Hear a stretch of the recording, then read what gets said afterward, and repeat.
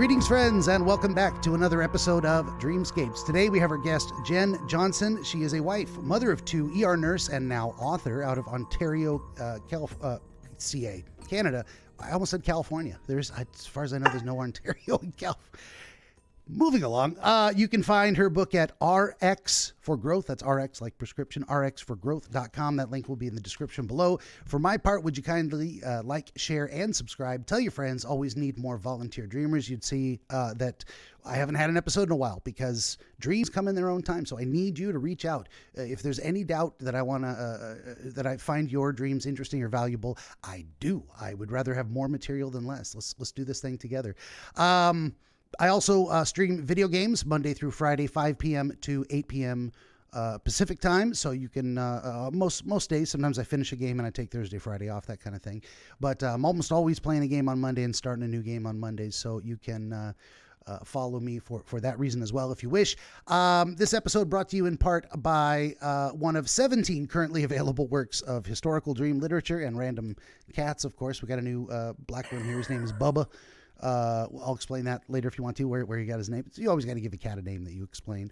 Longest intro ever, still going. This episode brought to you in part by ABC Book 8, The Literature and Curiosity of Dreams, Volume 1, part of a 2-volume set. You can find all this and more, of course, at benjaminthedreamwizard.com, including downloadable MP3 versions of this very podcast, an encyclopedia of my footnotes. I put lots of footnotes in these things. I add more to the footnotes that are already there from the 1800s. So I've got an encyclopedia. I've got custom cocktails for almost every single video game I play. I've been doing Sober October this month, so no custom cocktails, but those are coming back pretty soon. What else is there to say? You can also head on over to benjaminthedreamwizard.locals.com. Join the community there. It's attached to my Rumble account. It's free to join, and that's where I would probably the easiest way to reach out to me. Join there, send me a message, and we'll do a dream thing. That's more than enough out of me. Just so disorganized. That's how I roll. Jen, thank you for being here. I appreciate your time. It's all good. I'm just here for the ride. That's good. And Let's be real. And you seem to find me, if not intelligent, at least charming or amusing. And then you laugh at my tomfoolery. We can work with that. It's one of those things where it's like, as long as I'm not annoying the guest. No. You seem. And I work best, of course, with people that are just easygoing. It's like it is what it is. Roll with it. Yeah. And that's, I think no expectations, no disappointments. Low expectation. Yeah. What did it say? Under promise, over deliver too. I try to do that too. It's like, I'm just a crazy guy who thinks he's a wizard. But then you get to the end of it and you're like, wow, maybe I really got something out of that. That's what I'm trying to do here. Maybe. We're healing. No We're promises. healing. No promises though. But so speaking of which, that's a great maybe introduction to. I didn't read the title of your book. It is Nursing Intuition: How to Trust Your Gut, Save Your Sanity, and Survive Your Career. And we were talking off stream, and I said, "Oh, come on, let's save this for the show." The idea of intuition and how important it is, trusting your gut. Yeah. So maybe you can tell me how you came around to feeling the need to write that book. I mean, what was it about your experience, or what was your experience that said, I think I have something to say about this subject to people and crystallize it for them in a narrative form? The easiest way to sum it up is just COVID burnout, working at the bedside, burning out so hard during the first, little bit of the pandemic. The first couple of months were just horrific. Oh yeah. And so because, we had a 4 and 5-year-old at the time, daycare closed, didn't have any access to any daycare. So my husband was also deemed essential. So he was working Monday to Friday, 8 to 4, but I was working straight nights. And so I'd stay up all night, and then I'd stay up all day with the kids, and then stay up all night, and then stay up all day. So completely no sleep for 4 days, off for 5, and then back on for 4. And completely out of my mind. Shouldn't have been nursing. That'll do it. Yeah. Shouldn't have been doing a lot of things. But with that kind of came the thought process of like, well, if I were to pass, maybe, how do you explain to 2 young kids that mom chose to continue to go to work during this time when there was always an option to kind of opt out and stay at home and do something else. But that's not me. I just, that's where I was needed. So that's where I went. and just continued to show up. It wasn't anything heroic about it or anything like that. It was just, this is my job. This is what I'm supposed to do. I'm showing up. And so started to write down my really good stories for my kids about the times that I helped and things that I'd done, and very quickly transitioned into the very awful traumas that I wasn't dealing with at all. Which then transitioned to, reading the stories and going through them again and kind of going like, okay, there's something here, but what is it? Listening to a podcast or listening to a live author following from Llewellyn, which is a publisher in the States, does a lot of metaphysical stuff. And the author that was speaking, her book was Intuition at Work. And I thought, intuition at work, I use my intuition all the time at work. And it was just that snap. Oh my God, that's it. That's the theme. So going back to the stories and going through everything, I'm like, okay, there's the thread of intuition. And did I follow it? Did I say anything? Did it work out? Did it not? Going through all these stories and wanting to put it out. But in our age of misinformation, disinformation at the time, in like August 2020, I couldn't put it out without supporting evidence. So went into a deep dive into intuition and the psychology and insight versus intuition, and the psychology versus physiology, and all these different versions of what's going on, trying to figure out where's the bottom of it. Didn't find bottom, but found a lot of really fantastic articles about not just proving intuition over the last 20 years, but specifically intuition in nursing and having that kind of very recent access to that information. So I'm like, well, nursing says if it's science, we teach it. So we need to bring this out of a very 3 a.m. conversation when, the ghost stories come up and we're all goofing around. We need to speak about this and we need to start teaching it. And it's just another skill that we can do as nurses to help our patients. So just kind of moving into that and putting it all together and sending it out into the world. And so it's coming out I'm hoping November 15th on the new moon. It's already been bumped once because editing is taking longer than anticipated, but gotcha. The universe is just kind of, haha, you thought you were done waiting, but no. We're going to do that. And then we're going to attack on that you need a typesetter and another person to pay to do this for your book. So I'm like, okay, fine. All right. It is what it is. I'm just going to go with it. And hoping, before the year's out that maybe we can get this. It's just me. I could hope to try and get it out, because actually was just at a conference where I sold 6,000 books to a health system that they're going to give it to all their nurses for Nurses Week. So very cool. I'm completely over the moon that not only is somebody buying the book, but then like completely believes in the whole concept of it. Yeah. Oh, there's so much good material to respond to in there. I'll probably end up working backwards. I've been trying to take some notes. Just my memory's absolute crap. So just the idea of you're mentioning, okay, a book and then bought by hospital systems, and the idea that someone's getting benefit out. Of course, that's what I want from my books too. And I put it out there to folks, and I hope it's never misinterpreted, is that mine are works of historical dream literature. So I'm reproducing stuff from the late 1800s in a modern format with additional footnotes and stuff. So we don't to preserve these works in a modern historical edition. So that's its own kind of. So I do all my own editing. I'm like I'm the editor of these works, and then I put them under the umbrella of my ABC series. I call the ABCs of Dream Interpretation: Augury, Bibliomancy, and Chaos. Right? I love that. I think I'm clever, so thank you. But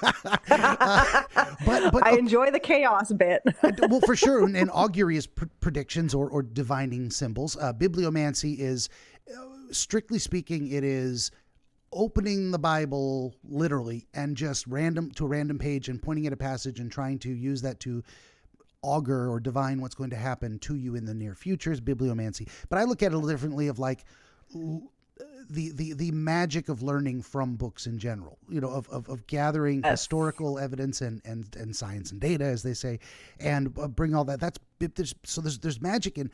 I think there's very little daylight between magic and science. I think they're actually the same thing. And I think it's and I think one of the my favorite authors says, a sufficiently advanced technology is indistinguishable from magic because we have no idea how it works. And we used to.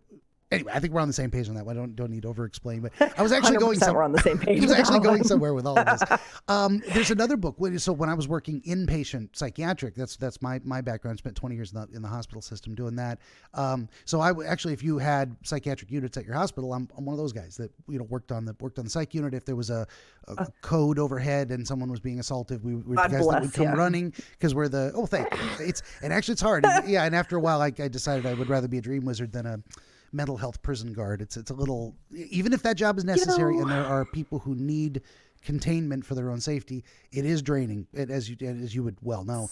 All of this to say, one of my favorite books that was available on the unit and that I'd never heard of before was a book called I'm Not Sick, I Don't Need Help by Javier Amador. And it was his experience as a clinical psychologist with his schizophrenic brother. And it was aimed at families to understand how to be most helpful and in a constructive way that didn't personally destroy them by taking on too much responsibility for something they didn't cause, they can't cure, but also for mental health professionals, where there used to be an old school approach to that stuff was you treat delusion by confrontation. You say, that's not true, you're wrong, and you need to accept that. You confront.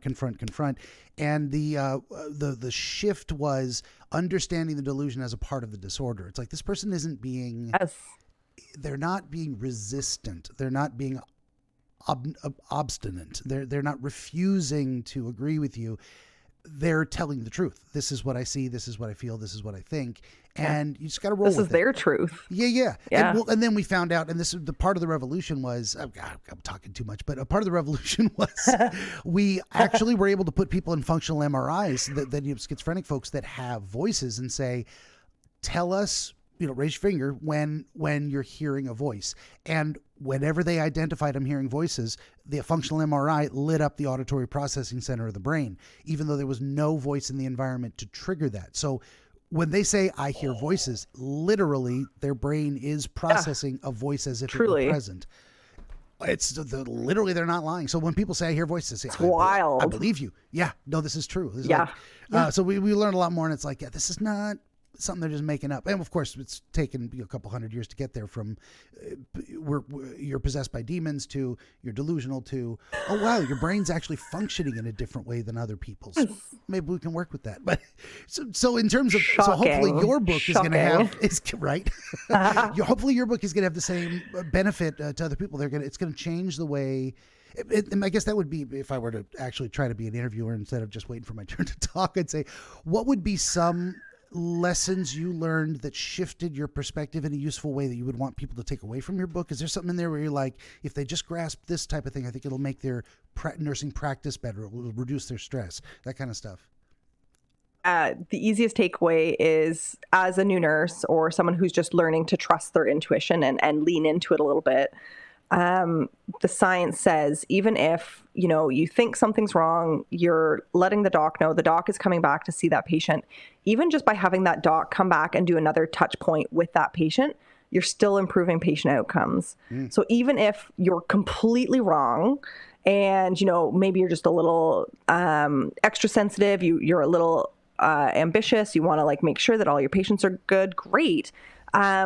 Maybe you've gone a little bit, you're overshooting just a little bit, but even still, even if you're wrong or things aren't nearly as serious as you think they are, which great, just the doc coming down and having another look at that patient still improves patient outcomes. So there is no downside to doing this and learning how not just to recognize that it's happening, because that's, hard point number one is to realize that it's happening and to listen to it. And the second half is, are you going to do anything with it? So you've had that touch point. You're like, I think this patient's sicker than they're really presenting. Then it's, am I going to say anything or am I not? And having that kind of internal monologue about, do I think they're sick? Do I really need to get the doc? Do I want to bother them? And it's in the science again. So critical care nurses, those who are doing ER and ICU, typically will I just love the cat. He's so pretty. I know. He's such a little baby too. He crawls on my chest at night and lays there. And actually, not all cats do this. And this is a first, I think, with this one. He puts his face on my face. I've never had a cat that does that before. He's such a lover. Oh my God.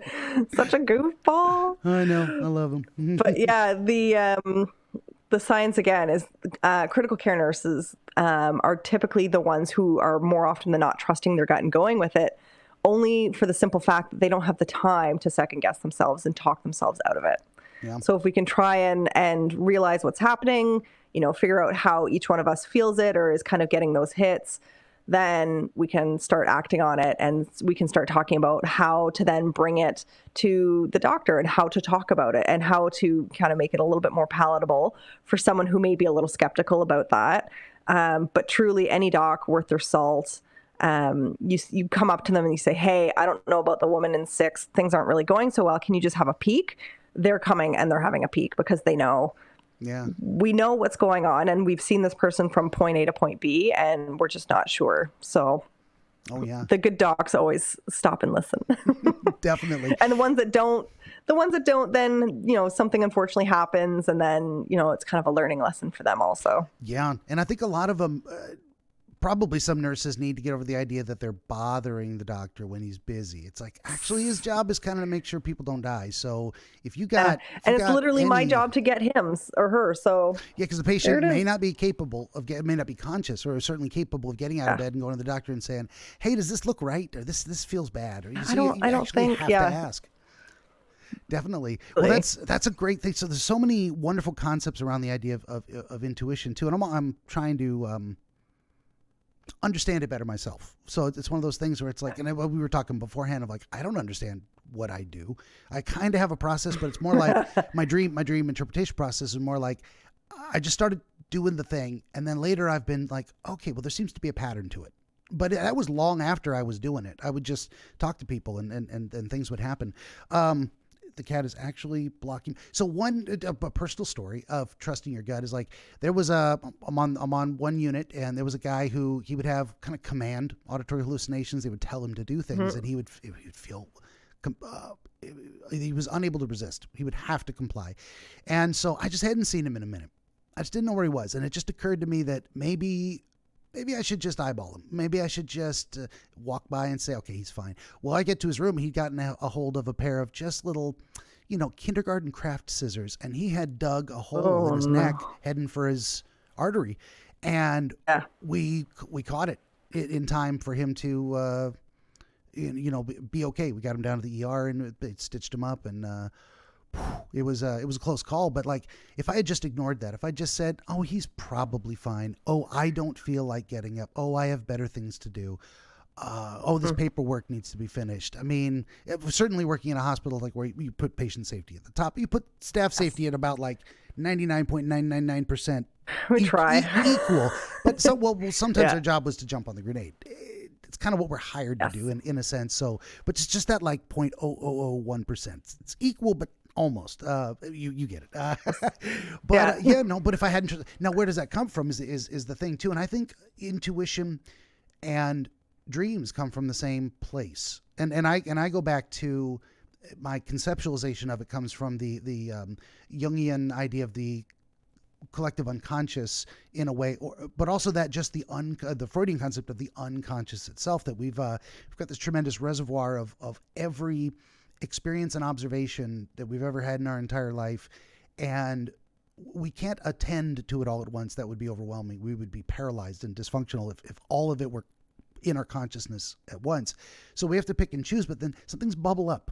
And we don't really know why. That's the realm, I think, of chaos and magic as well. Is like, what causes that? What causes that bubbling up? We don't know. But people who take intuition seriously are not like always immediately and unquestioningly follow your thoughts, but it's more like learn that there is something there of value, and the more you pay attention to it, you can develop a skill of discernment in that idea of like, this is an intuition worth following up on now, and this is just a random thought that might be overly cautious, that might be in the paranoid realm. And that's a great thing. Oh, here he goes. That's a great thing too, as far as conceptualizing how we do this. Is like a lot of mental health problems are when normal things go out of whack. So the idea of what is paranoia? Well, it's fear. Fear is normal, out of proportion to the actual danger in the environment. And we call that paranoia. So sometimes you have a hypersensitive system where things that are not threatening at all, it feels like there's constant danger all around you when you're perfectly safe. Now, we're all in some danger or the potential danger, but we, under normal circumstances, we can say, okay, I'm being a little anxious. I'm worried too much. I can discern that from something doesn't feel right. And this works for, the idea of teaching women too, specifically because there's a tendency to be agreeable on women's side and to go along with things for the sake of being nice or kind or whatever. And sometimes a little gut feeling says, don't do that. This is not safe. Don't trust this person, this man or whatever. Or that, whoops. I thought it was me. It was you. There was noise in the background. I get you. You're listening. I thought the cat just moved the mouse. I'm like, oh no, what did he do? Oh no, that was me. Sorry, the one kid is home, so it's just like, yeah, be forewarned. so that's kind of how and all of this to say is that's how I'd kind of characterize the idea of trusting intuition is like, don't be the person who ignores it and gets himself into trouble, like walking down a dark alley. Like, that doesn't look safe. I'm not going to do it. Damn, no, lost it. But you get what I'm saying. I think you probably have something to say. I'll stop talking. You're right on it. It's one of those things where, any woman above the age of 12 knows that feeling and knows it really well because you're walking into a room, you're introduced to somebody and immediately it's just like, no, absolutely not. Or you're walking by yourself and, hair on the back of your neck kind of stands up. You're like, wait a second, let me be very aware of my surroundings. And it's one of those things that because it's a have to, we get very good at it. So this again, is this why this is working well in nursing? Because it's predominantly female still at this point. Who knows? I think there's a strong thing, and not to get too hardcore evopsych gendered stuff, but because women's experience is fundamentally different in a lot of ways. Biologically, I think they have evolved to have, and it's a very classic trope as well, that women's intuition. And there is something there, and then I think that's something that we should trust as well, or that people trust. It's such a hard thing. It's like I'm not trying to say uncritically accept. I'm trying to say take it seriously. The idea that there is something there. Put some weight behind it. Yeah, exactly, and that at the very least, don't dismiss it, even if you choose not to follow it, even if you consider it and make a decision later. But yeah, if there's what I describe intuition as is, I love analogies and all these different ways of, I'm trying to view things from as many different angles as possible. So you've got the blind man and the elephant. You got to put it all together. It's like a lighthouse in the fog, and you're on a ship, and the lighthouse is there to tell you there is something over here. Now you don't know what it is exactly. You don't know the shape of the land. You don't know exactly where the rocks are. You don't know, is it fertile soil? Is it a craggy cliff? So that takes exploration. That takes moving towards the beacon, the light in the dark through the fog. But at least it's there to let you know, okay, something's over here. And then you can choose, well, that's wonderful. There's a lighthouse. I'm heading north. I'm not landing on the beach. I just won't get too close. You don't have to fully attend and investigate every intuition, but I think it's very real. It's as real as a lighthouse on the foggy sea. So it's just a warning, right? That something more needs to be looked into or just be aware of. Sometimes it's just that, hey, there's awareness of, maybe I don't think things are going really quite well at this point in time. Are they critical? No, but I'm being alerted to the fact that I need to pay very close attention to what's going on. And whether that's in the hospital scenario with a patient, whether that's in a social setting where, I better just watch my drink, that kind of thing. Exactly, too. And I think when you were describing the book earlier, you said that the process of documenting these stories, you started to feel like there was more to it, and that worked to maybe unlock the ability to address some past experiences you'd had trauma-wise. Huge. Yeah. Going back, and a lot of these stories were ones that I've told a million times to other nurses through the years. And it's, everybody's got these little 2-minute nugget stories where, hey, this is why I'm freaked out about pancreatitis, or hey, this is why ectopic pregnancies make me get on edge. We all have those stories or those conditions that we react to, theoretically more severely than somebody who hasn't had much experience with them or had a traumatic experience with them. But it's a way to learn, and it's a way to share that story with other people, to be like, hey, you think pancreatitis is no big deal. Haha, I have this story. And you go on the 2-minute little blurb, but taking that blurb and then expanding it out to go back into that scenario, to sit with those feelings all over again, to really try and sit there and go like, okay, what happened? It was like 16 years ago. I've told this story countless times, but what time was it? Was it day shift? Was it night shift? Do I remember the hallway of the hospital? Do I remember which room they were in? Do I remember the timeline, specifically of how things happened and how many times I called the doctor and had them still kind of blow me off? Do I remember how long it took before we moved them into the cardiac room? How long did we do medications for before their heart stopped and then we were doing CPR? And what was the timeline between me coming on to shift and them dying? Like, how long was that process? Because I feel like it was only 5 or 6 hours, but I'm not 100%. But being able to sit there and really think about situations that I really have not fully thought about, like really put myself into in a decade.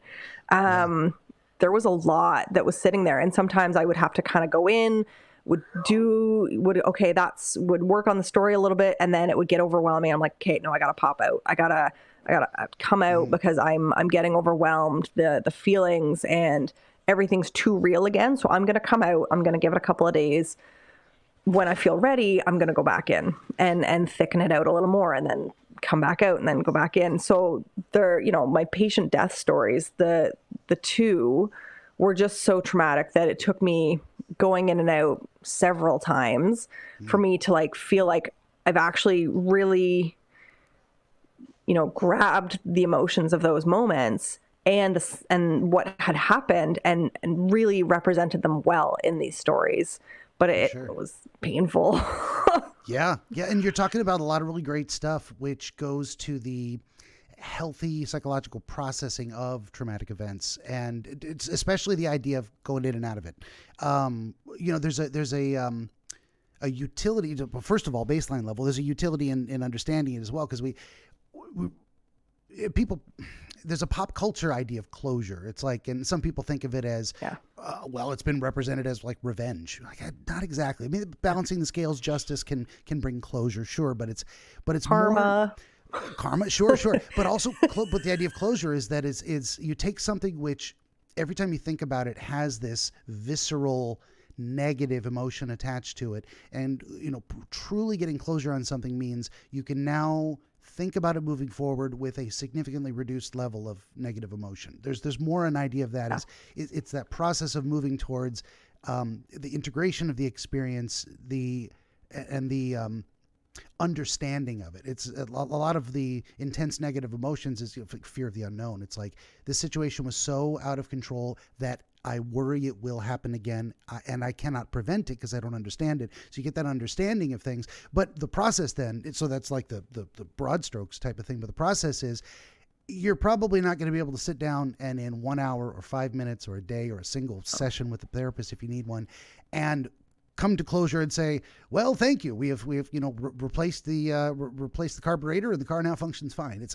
not like that. Sometimes you got to move in and out of it. Sometimes the emotions get so intense, that you take a break. That's fine. Take a break of a couple of days. And with therapy sessions, the way they do, take a break of a week. We'll come back and we'll revisit it again next time. And tell me how it felt not thinking about it for a while, or how often did it come back for you to process. That's a great thing that happens in dreams too, is a lot of times we're processing exactly things that we don't understand. It constructs our subconscious constructs thought experiments because we have this intense need to understand, because it's a survival function, and also just curiosity. There's a lot of different motivations for where dreams come from. We still don't know, but theories, of course.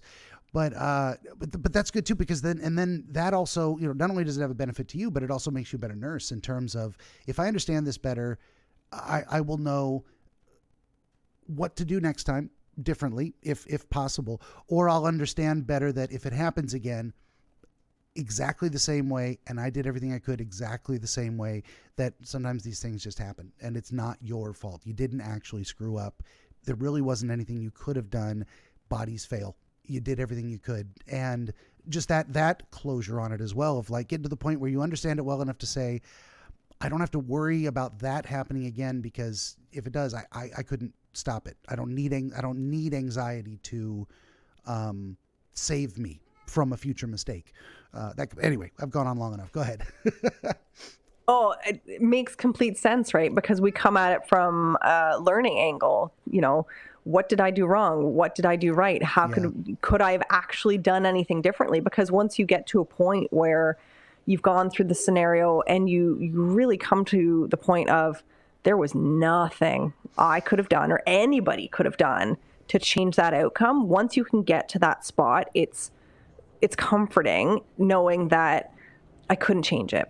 I wasn't going to change what happened. I had no, I wasn't part of the original incident. I was just part of the aftermath. So getting to that point and getting better with dealing with, that's just how it's going to be. And it is. Life is life. And sometimes you win, sometimes you lose. And it's hard to look at it in such black and white terms. But, once you start realizing that the losses aren't yours personally, makes life a lot easier, and being able to discuss them. So we do debriefs usually after traumatic incidences. And, we try our best to, we've got 5 minutes. What went well? What didn't go well? What could we improve upon? Is everybody okay? Does anybody need to take a minute? And truly, you don't usually have the time to take a minute. Usually taking the 5 alone is kind of stretching your luck, because you've already got people screaming in the background. Like, a nurse, I just need a blanket. And you're like, really? There's always something. Yeah. And they're not wrong. Something. So Well, that reminds me too of harkening back to the beginning of the thing. You were the beginning of our conversation here. One thing you'd mentioned was the idea of documenting these stories, because you were thinking about, hey, if I work myself to death, I want to leave something to my kids. But then before that also comes the decision of, why am I doing this, and should I continue? That's tough questions as well. And I think we're all trying to juggle our own safety, as we were talking patient and staff safety. But the idea of, well, I need a job to live and to feed my kids anyway. So part of me is, this is what I do for a living. So there's a practical side of it too. But then we also feel kind of an emotional, or it's not intellectual. It's like a duty or an obligation of this is, not only that, but I'm doing something useful and productive and good that helps other people. And then, so many opinions come from all sides. It's like, well, what good is a job if you die? And, you're working to feed your kids, but if you're dead, they don't get food anyway. And how much of yourself should you sacrifice for the sake of others? To the point of death? We hope not. That seems like a win-lose game when we want to win-win. We want you to feel good about your job and do it well and help people, and so you both get the benefits of this relationship and interaction. And that's probably where our intuitions will tell us if we're working too hard. And we'll get that nagging doubt. A lot of times those things are they're there for a reason. It's like, there's something here you need to think about. And if you haven't come to a conclusion, it'll keep coming back. If you haven't solved the problem.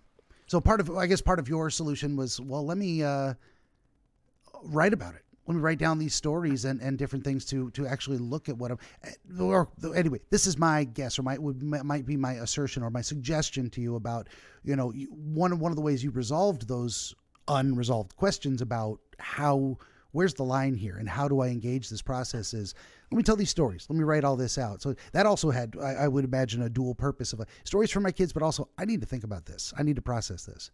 Yeah. it was just, they came up so hard and so fast. And it was, the book was written in 6 weeks, and I don't remember writing the book. I remember getting up super, super early, like 4 a.m., 3 a.m. with like, okay, I know I need to push through the story. I need to get back to it. I need, like, something just came to me. And again, probably in dreams where I've already kind of deep dived into a story. I've pulled myself out. I've gone to bed. Now, oh, wait. No, I remember that part. And having to like, no, I need to get up and I need to write it down now while I still remember.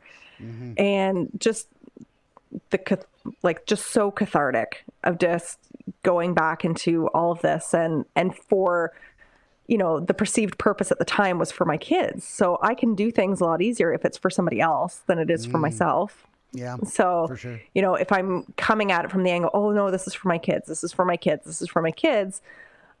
I can go into those stories and I can talk about it, and we can kind of go.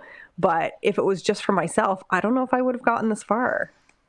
Yeah, definitely. And that's a good thing too, to look at the idea of motivation. I mean, sometimes we play games with ourselves in our own head of like, well, if I'm doing this for the right reason, it's okay. And if I'm not, it's hard too, especially when the question you're trying to answer is, what is the appropriate level of self-sacrifice? Like, well, should I even be writing a book? Am I too busy for that? Maybe I should focus on something else. But if you're like, well, there's a reason for this that seems worthy, that seems justified, we can let ourselves do something that we think is important without, give ourselves permission in a way to do something we really feel is necessary. But it's like, how do I justify this? So, and I imagine probably as a result of the process too, is you came out of it feeling better, less intense negative emotion around all these subjects. And feeling like there was a purpose to them, right? So always trying to find the silver lining, going back into those stories and going, oh, okay, well, if I can learn from them, and I'm hoping that others can learn from them, then the pain, however awful, might have been worth it. If you can reframe it a little bit to be, let's use this not to harm me or my mental health. Like, let's use these stories to help others and help others understand and to grow and to figure it out themselves. Absolutely. And that's actually kind of a core principle of the idea of, from, just mere trauma survival to thriving afterwards, is transforming that tragedy into a kind of triumph through that understanding and examination process. Because if you can take something bad that happened to you and turn it into something useful, it's a lot. It settles it in your mind. That brings that closure as well too. So, and it's one of those things where, okay, easier said than done. Not everybody can write a book, and everyone's process is going to be different, even if it falls into different categories. We could get into, but. He's adorable. He's Jason, one of our other little old ladies. We've got two old ladies and one old man who's sleeping on the counter here. Oh, he's CC boy. Sorry, T didn't want me touching his leg. He's like, I am taking a nap, he says. I'm doing it. Quit it. Yeah, for sure. Well, we've been going for about, I don't know, 35, 40 minutes. You about ready to jump into the dream thing? We'll do that. Oh. Right? We'll see what intuitions have to say to you about what other current things you might be going through. Let me do a little note here. Was it 39? 40. Okay, I've gotten smart and started writing down the timestamps. I'm like, oh, where was that in the video? I got to scroll through the whole thing. Right? There you go. Speaking of understanding process, I was probably at least 100 episodes deep before I even started. Before that even occurred to me. Oh, I should write down timestamps. Oh my God. Well, but you've learned trauma, learning, we're moving forward. Sometimes you got to learn the hard way. That was an interesting thing too. Oh, I mean, this is just random, but why not? I'll throw it in there. Let's do it. We were talking about chaos, and there was an opportunity I had lately to conception. So, okay, long story short, where am I going with this? Oh, and I was going to make you the offer off camera, and I didn't, or at least introduce the idea. So I've got the books I've done, the historical dream literature. And then what I want to do is transition next. So eventually I'm going to run out of books other people have written on dreams. And then eventually I want to do my own series of books. Oh. And what I want to do, I want to call it A Wizard's Guide to whatever. And one of them I want to do, the first one I'm going to do, the experimental copy or whatever, will be A Wizard's Guide to Aesop's Fables. And let's explain, the fox and the sour grapes, the tortoise and the hare. Let's put those in psychological terms and say this is ancient wisdom, and it's not just silly stories, for children. There's real lessons to be learned from these, and there's still value in them. Absolutely. Almost 2,500 years later. There's the kids. Yeah. No worries. You don't even have to mute or anything. I don't care. That's all good. It's life. Life is happening. Oh yeah. Why guy? Bubba, of course. And so your cat's Bubba, and I call my Wyatt. I call my Wyatt Bubba. Yeah. Why guy? Wyatt, please turn it down. Thank you. Yeah. This is what I get. Yeah. That's what I get. Quiet. Shh. Shush, mama. Shush. Tired of you talking. Shush. Oh, that's great. Oh, I was going somewhere with all. Oh, okay. So, but I've been actually making offers to other people to write their own editions of different. So I want to do things like A Wizard's Guide to Aesop's Fables, Greek mythology, the King Arthur and the Round Table, a bunch of other things. Like, what do these stories mean? Why are they important? How do we understand them? What can we learn from them? I just watched a great movie the other day. The 2019-2020 remake of The Green Knight. Story of the Green Knight, Sir Gawain and the Green Knight. Interesting, very very well done, very visually interesting, and I love the way he told the story. It was a great movie, great thing to learn from too. What are the lessons of that movie? Long story short, so it's throwing it out there, and I like to throw it out there whenever I have a guest who's written a book. Is like, I want to bring in other authors. Like I've talked to multiple people who are Norse pagans, and I'm like, it would be better. I'm long history with understanding Greek mythology. That's like my thing. I've always loved it since I was a kid. But someone who's a Norse pagan, I'm like, I would love to have you under my series with me as the editor write a book that is a wizard's guide to Norse paganism, or to the Norse pantheon. What are these stories? What do they mean? And you get the Zeus, as I would do, Zeus and Apollo. They would do. Let me tell you about Odin and hanging himself on the tree and losing his eye for wisdom, and the stories of Loki and what they mean in how we explain the world. Long story short, so if I don't know what you would do, Wizard's Guide to Emergency Room Nursing. Wizard's Guide should be or could be. That's what I was saying. Whatever you want. Oh my God, that would be epic. Because I think of wizardry as I think metaphors and myths are real, even if they're not. What I'd say, they're true, even if they're not real, is kind of how I put it. It's like, did this physically happen? Maybe not, but it expresses a conceptual truth. It expresses a pattern of behavior. Like, was there ever a fox that spoke words and said those grapes are probably sour anyway? No one thinks that. Animals don't talk. But the concept of, if I can't have it, I would rather live in denial or reconfigure my mind to say it probably wasn't worth it anyway. We let ourselves off the hook rather than living in the frustration of, that kind of, there's a truth to that, a truth to human behavior. So anyway, that's a huge tangent there. I'm gonna have to write down new timestamps like 5 minutes later. Listen, the ER version is Murphy's Law. If it is gonna happen, it will.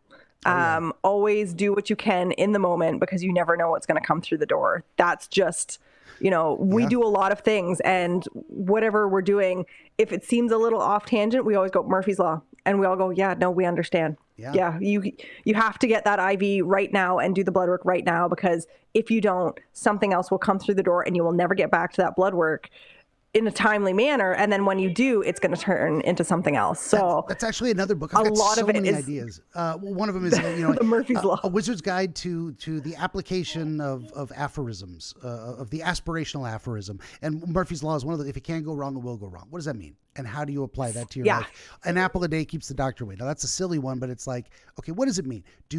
Are doctors afraid of apples? Is it like holding up a cross to a vampire? No, that's stupid. No.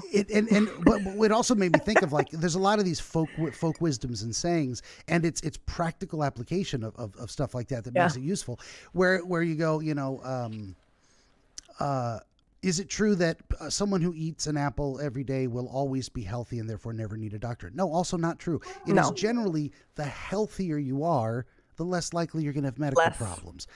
if we understand it at the right level. So there's a lot of people who look at those things and go, no, there's an exception. I'm like, there's always an exception. That's not the point. Always an exception. I hate that. Yeah. And sometimes the exception proves the rule. It's like, yeah, 99% of the time, except this one time when it didn't happen.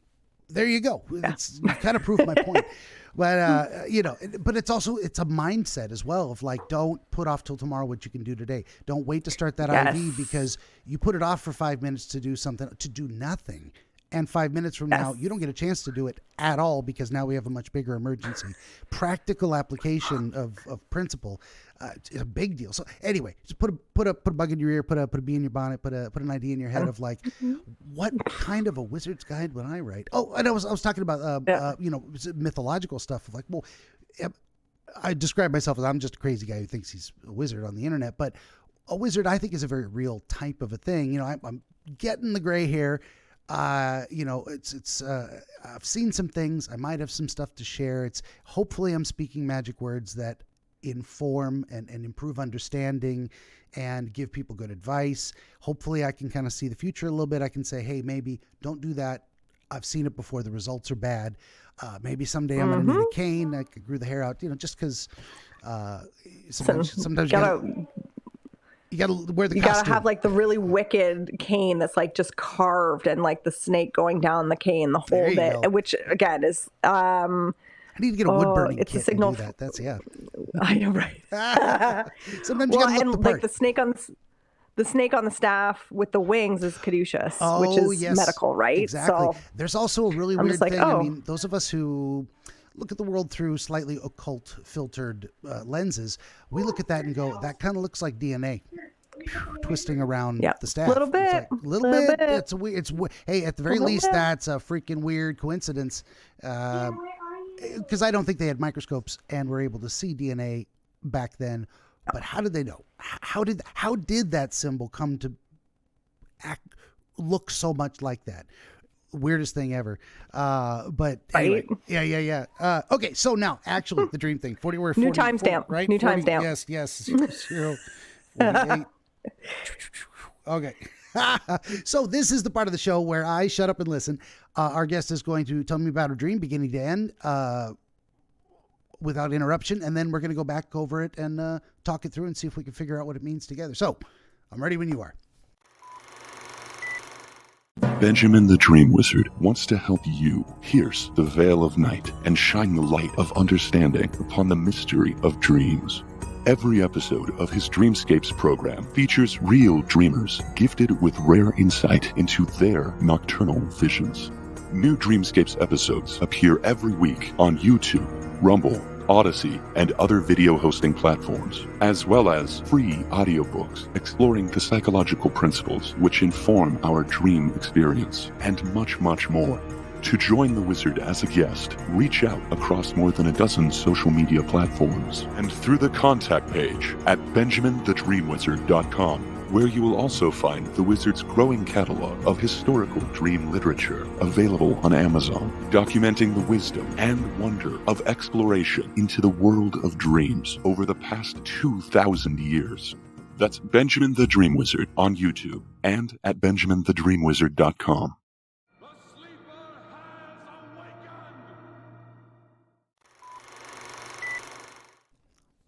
Right. So the dream is from many, many years ago, and it's always something where it's usually at work when I'm dreaming that I am where I am physically. So it started, 10 years ago, a pediatric floor. I was having a nap on night shift, and was in a stretcher in a room that was off, kind of off the beaten path of the floor where we were. It's night shift. I'd already kind of gotten some not so great vibes from the room previously, but would always close the bathroom door. That's just a thing I do. Pulled the curtains, closed the actual door, and fallen asleep. So in the dream, I'm laying there in the stretcher in the exact same place where I am physically in the real world, quote unquote.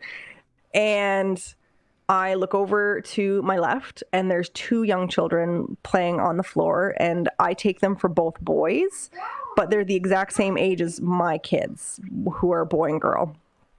and they're just playing on the floor, and I can't seem to move. I can't seem to wake up. And I can't remember if I screamed myself awake or just kind of scared myself awake. But it was after that I started to dream more about where I was in the real world while napping at work. And it's usually at work when this happens. But it continues to be something where it's the funniest thing that I'm dreaming about where I'm sleeping. And I don't know if it's, I just can't turn off the nurse brain because I'm technically still at work, and in the same department, can't really walk away to go anywhere. But that was just the one dream that it seemed to start at the very beginning of my spiritual journey into finding myself, and, leaning into spirituality and paganism and becoming a witch and finding myself that way. And it's just something, it was just so vivid, and it just really stuck. And that was one of two dreams on that floor. The other one was in a different room, and could have sworn, so it was made to be kind of a family apartment if patients' families were staying long-term on the pediatrics ward. But it was never used because if anybody was sick enough to actually stay, they usually went out to the pediatric hospital. And I was laying there, and I don't know if I actually physically sat up or if just in the dream I sat up in the bed. I thought I'd heard two people talking about a blood sugar level. And again, don't know if I actually said out loud or if it was the dream where I said, "Oh, that's actually not too bad." And then fell back into the bed and continued to sleep. So, nursing, we joke about the ghost stories and all of this. The hospital was brand new, probably hadn't been open more than a year or two by the time this happened. Nobody really used the family apartment. But people did use the other room. It was usually kind of like a fast in and out kind of assessment as to whether the kid was going to stay on the floor, whether they were okay to go home. But it was just those two instances kind of solidified and seemed to happen very close together when, I was just starting to find myself and really finding my groove, and the coincidences started happening where I was actually starting to pay attention to the coincidences and follow the breadcrumbs along the trail to my spiritual path. Good deal. Let me do this real quick here. Where is it? All right.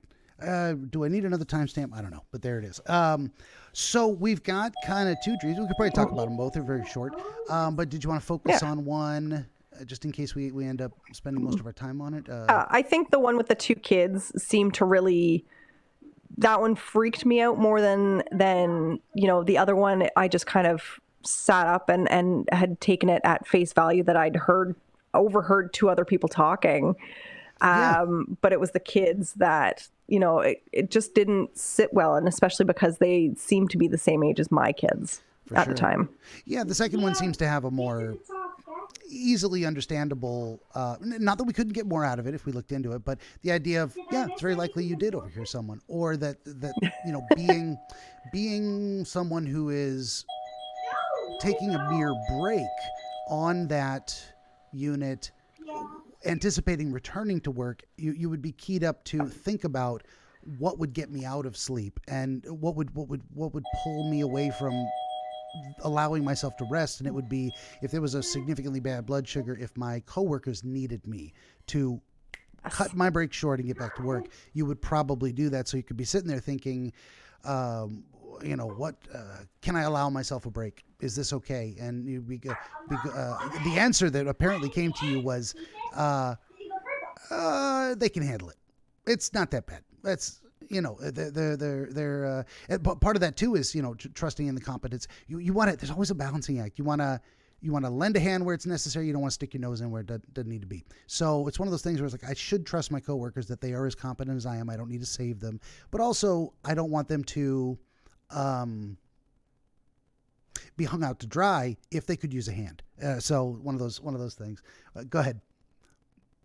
Sorry, no, it's just the kids, the one, Mommy's just on a phone call. Thank you very much. Where did that burger come from? Oh my God. It was like a doorbell. Random burger. Yes. Well, no, that was my daughter ringing the doorbell. Okay. Can we just be quiet, please? Love you. Love you. Love you. Thanks. No, sorry. no worries, the thumbs up was for her to be like, get out of the way. Oh, gotcha. I thought you were just because it was on mute. You were like, I understand what you said. I'm listening. Good enough. That too. I was just like waiting for them to like do something. So I was like, let me just pause this for a second. For sure. Yeah. And then, well, and you've already done a bit of reflecting on this experience in general. And it's like, it seemed to be about that time I was going through some, as you said, it's like a spiritual awakening type of thing. So you're pegging it to a certain time in your life, your thought process, your evolution, philosophically, and it was spiritual specifically, but also the idea of that being the time where you started to dream about being where you were at the moment during the period of sleep. So did that carry over to at home? You would have dreams at home in your own, where you would wake up in your own bed. Not that I remember. Mm-hmm. But yeah, it more often than not, it usually seems to happen when I'm at work. And it's followed me from different hospitals also. So going from the newer hospital to now a much, much older hospital that we all know is haunted up the wazoo. Right. harder to say that with the brand new ones, but those old renovated ones, this has been here since the 1800s. Lots of death. Yeah. Yo. And so the joke is, and the joke is they're literally building a brand new hospital right behind it, like meters behind it into the new hospital. And so I'm just kind of sitting there, I'm like, so do the ghosts stay in what will be the new parking lot, or do they meander over? Like, what's happening there? I don't know. Do they migrate? Do they need some elbow room too? Who knows? Yes, honestly. It's hard to say. A lot of our conceptions of it are that, the energy is tied to a particular time and place or set of circumstances, but you never know. I mean, do they wander? We think of haunted places, but then why wouldn't another place be haunted? Why wouldn't the phenomenon meander? Who knows? Once explained just the concept of spirit being tied to physical place, like land. I'm like, so Niagara Falls, where we used to live, that's where they had built this brand new, beautiful hospital, was potentially a lot of like the War of 1812 and potentially a lot of carryover from that. So you're like, oh, maybe that. Yeah.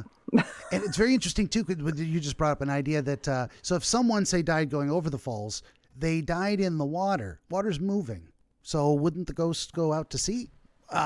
Maybe I don't know. Right? It's what are the rules? I have no idea. Who knows? Yeah, it's one of those things where it's like I can't explain it. So that's also why I'd separate out what I lovingly call the spooky woo side of dreams, prophetic. Psychic communications, deceased relatives coming back. I don't know what to do with any of that. If you said you dreamed about your dead mother, I believe you. I think you did. Was it her? Was it a visitation? I can't tell you. I don't know the difference. I can say you missed your mother. You wish she was there. Of course, you'd want to talk to her again. That's the psychological side of things. But is it possible she came back? Sure. I have no idea.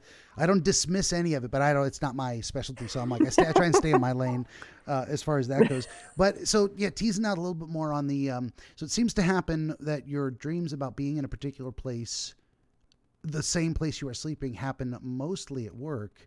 So it may not be as relevant to the overall story, but it is an interesting phenomenon to just say, okay, we'll put a pin in that. That's a thing. So how far into your nursing career were you at the time that particular dream happened? Was it really new? Was it 2 years, 5 years, 6 months? So at least 7 years, 8 years. Okay, so you were not at new that point. No. Yeah, gotcha. Fair enough. But up until that point, you hadn't had dreams that were that specific to location, to that level, to in the hospital. When you think about that period in your life, was there what am I trying to say? Was there an event that may have happened around that time that that left you with a lot of questions? I mean, you said you were beginning a spiritual journey at that time in terms of asking certain questions or seeking certain answers or certain understanding or concept of the world. Is there something that triggered that in your mind? Or, I mean, the alternative is, well, some of us are just curious and we always keep an open mind, and sometimes it's just the time is right and we're like, yeah, I'll look into that now. I got the interest. How would you characterize it? Yeah. So moving to that floor. So it was the first time that I'd worked anywhere other than the ER in this hospital system. And it was a pediatric ward, which I'd never worked a pediatric ward before, but I'd worked the floor, but that was way up north and that was all elderly. It was never, kids on the floor. And with the spiritual journey, was one of those moments where it was one night shift where, you started to see kind of things out of the corner of your eye. And it was a kind of triangle layout pattern with the hallway going up the middle. So we turn off the lights. Obviously it was very spacious because they made all the patient rooms private and all these kind of things. I've never seen bigger hospital rooms than on maternity. Yeah. Or, God. And I mean, truly, you could bring your whole because, family in there.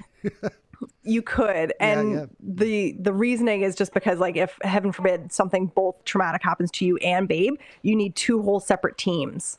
One for babe, one for mom. So you've suddenly got two patients in one room with a lot going on. The same bed. So that's crowded. Yeah.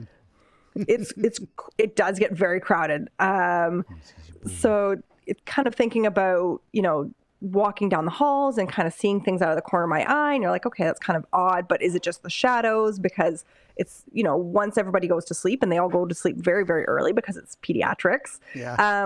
Everybody settles and everybody passes out cold, and the parents are happy to sleep, and we're happy to have everybody sleeping. And so it's I hesitate to use the Q word, but it's very quiet on that particular That's the part ward. of the superstitious side of nurses. You never say that's it's quiet. 100% the ER superstitious. We never say the Q word. Yep. And just kind of going around and trying to find something to do and keep busy and have the time pass. And it was one of these moments where I thought, I'd really like to try reflexology and Reiki, and I'd never done that before. And it was, again, a thought that popped into my head that I was like, why not? I've got the time now. And found a woman very quickly on the internet who ended up being a very good friend down the road. And she didn't advertise that she was intuitive, but, she'd do the reflexology and then she'd do the Reiki. And she's like, so what did you see? And all these things. And then she'd all of a sudden blurt out all this insight at the end of it. And you're like, I was not expecting any of that. And so kind of coming down the path of you're an empath and trying to come to terms with that. And she actually was probably one of the bigger catapults into the spiritual side of, this whole journey and letting it be okay and trying to find this footing. And she was just so lovely. And you just felt like $1 million after leaving that appointment. And you're like, okay, so now I'm a little bit empathic. Well, let me bring some crystals with me and falling down that rabbit hole and and doing all these things. And then talking about it a little bit with people if I kind of felt like that was going to be an okay topic. But it was this ward that truly a lot changed. I'd already kind of been dabbling a little bit. I'd found anytime there was a metaphysical shop growing up, and this is before the age of the internet, I would find it. And I don't know how I found it. I would always stumble into it, bought myself my own first tarot deck at grade 9, having no idea what tarot was. I like that stuff too. I always wanted to go in and see the crystals. I love that stuff. So, and here's everything is so weird and wonderful, and it smells different, but it feels good. And you're like, okay, this is cool. And having that tarot deck follow me around for, a lifetime already.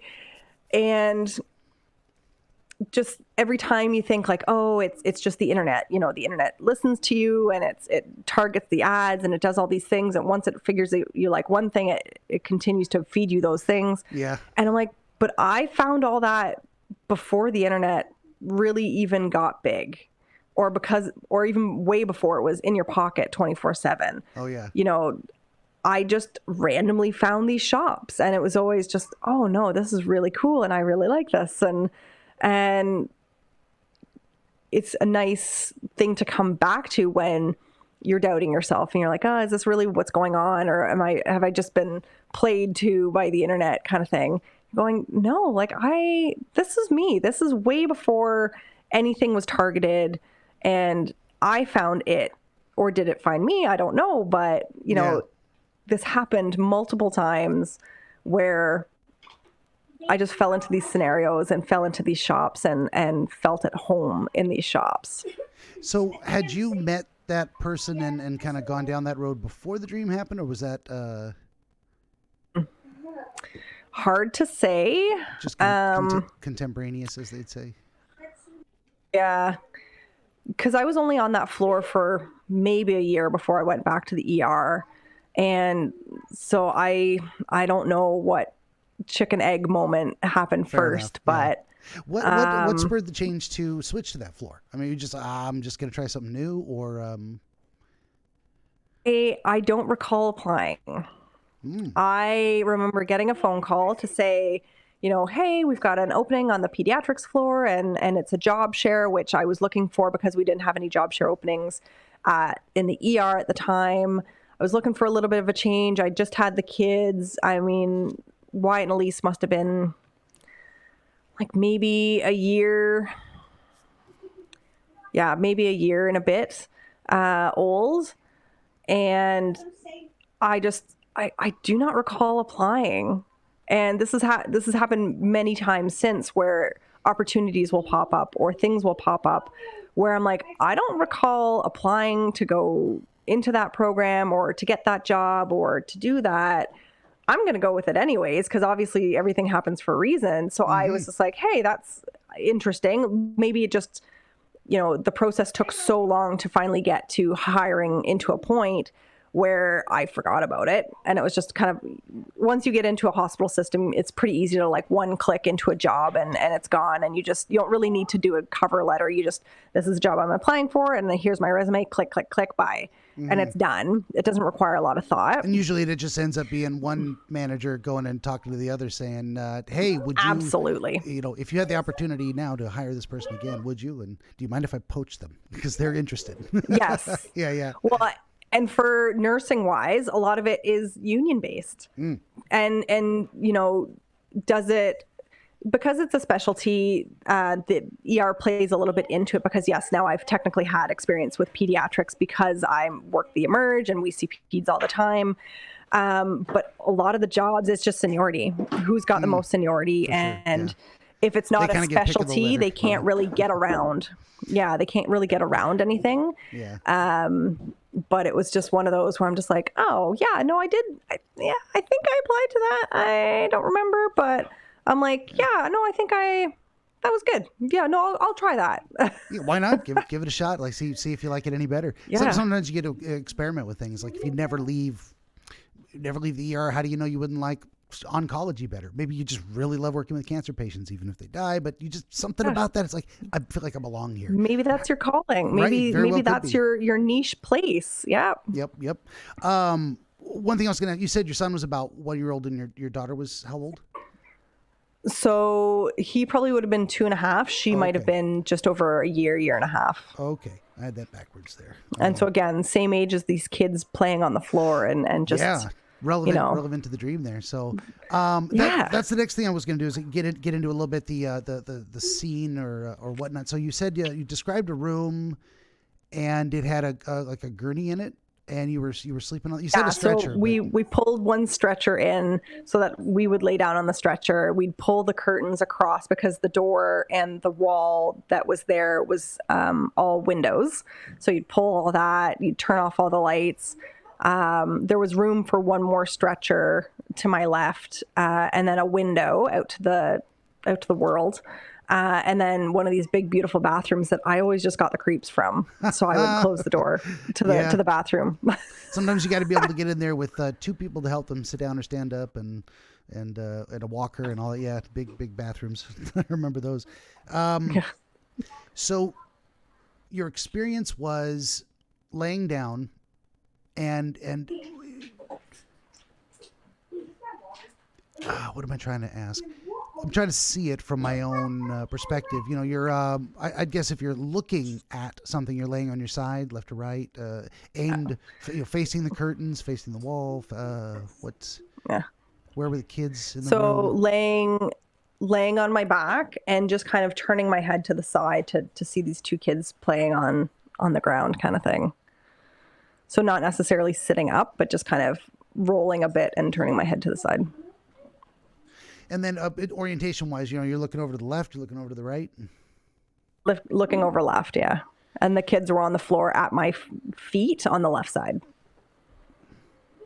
Where were they in relation to, like, the door to the room, the windows? So they were in between. So there was door, curtains, my stretcher, and then them on the floor. Okay, so you were actually looking towards a just kind of.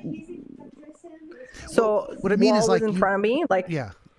So there was a wall, and then between you and the wall, the kids are playing on the floor. They weren't playing by the door to the room. Oh, they weren't playing by the door. No. So you were between the door and the kids. And them. Okay. Yeah.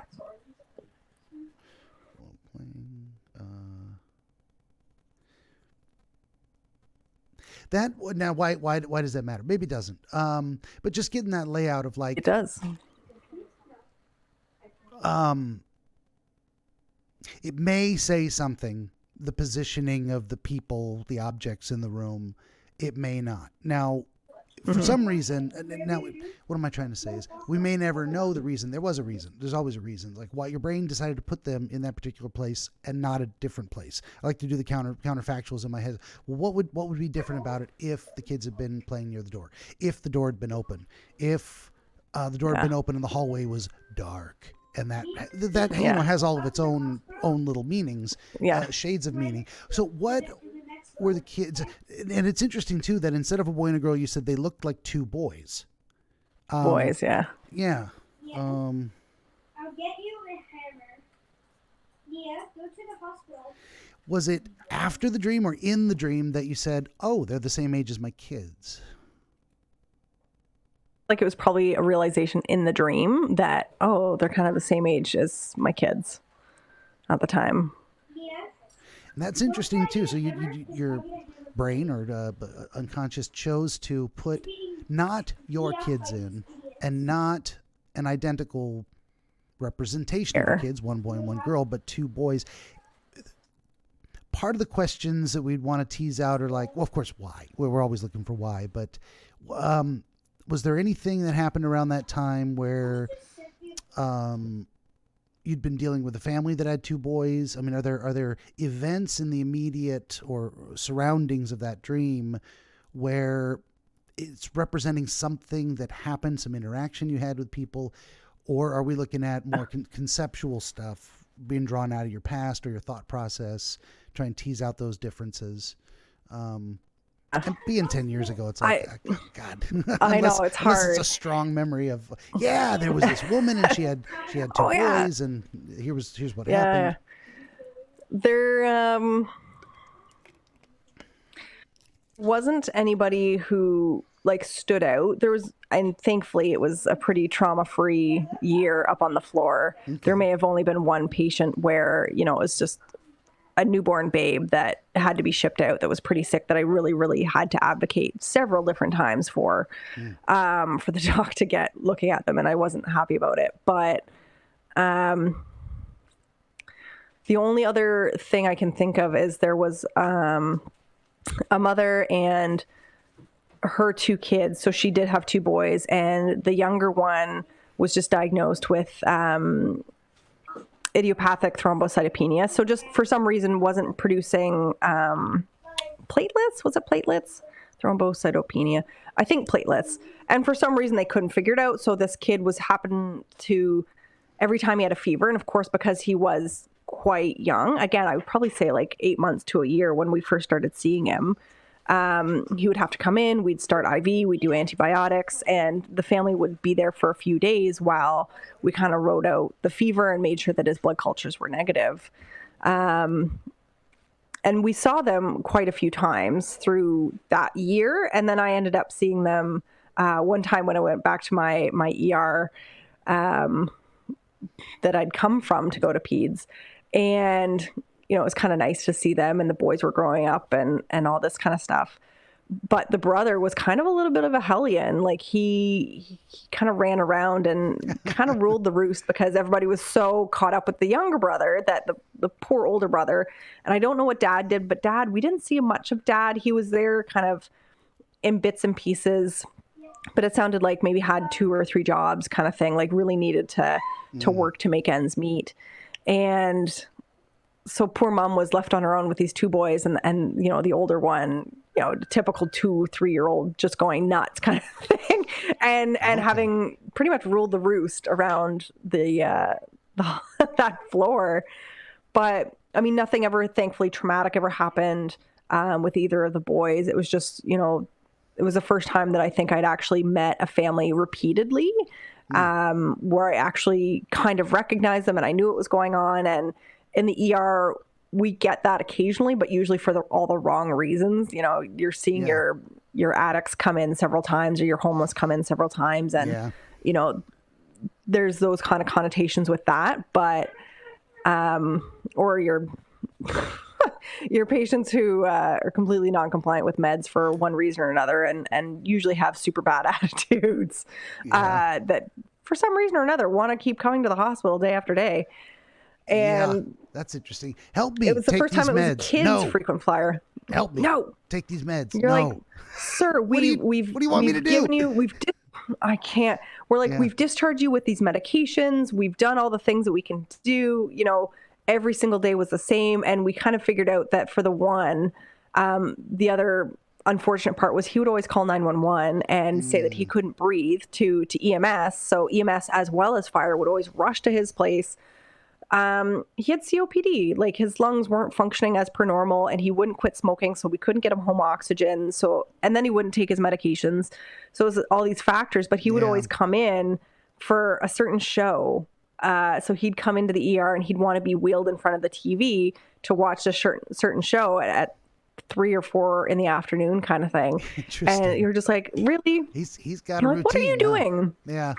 He absolutely had a routine by the time I left that ER, and they actually had to develop a care plan for him because he was using so much resources, not just nursing and hospital wise. To show up and hang out with him during his favorite show. He just wanted some company, something, or who knows what. Yeah. Or he needed TV, like he didn't have access to TV or whatever else. Maybe, but that could have been it too. Who knows whatever happened to him? But he was, had he not been so abrasive, we probably would have gone along with it.